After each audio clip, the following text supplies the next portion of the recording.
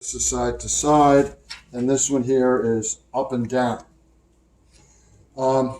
This is, over here is all that's left from the actual robotic arm. Just the operating syringes and the device itself are identical. And this whole setup that I have in front of you is something that could be called a prototype or a proof of concept. So the concept is that I put all these electromechanical components together and hook them all up and wire them, that this will perform the functions of up and down, grasp and release, and side to side. So this diagram here has several things. It has a pump. Now, oh yes, I should say, okay, each pair of functions is taken care of with each of these three sections. So each one of these is the same. So here's a pump over here, and a pump here, and a pump here.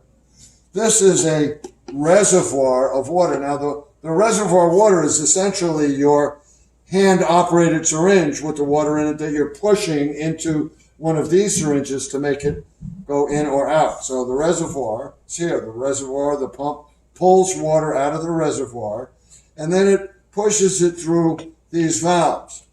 Now, the valves are such that there's one valve for water coming out of the reservoir, turning it on and off, one for putting water in it, one for putting water into a syringe, and one for pulling the water out. So at any point in time, if we are pumping water into a syringe, the one taking water out, going through the pump and into the syringe are open. The valve, the reservoir valve, and the operating valve, we might call it.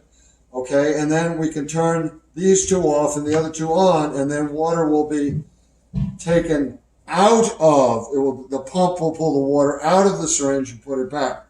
So the two general operations, remember I said it's all about water flow.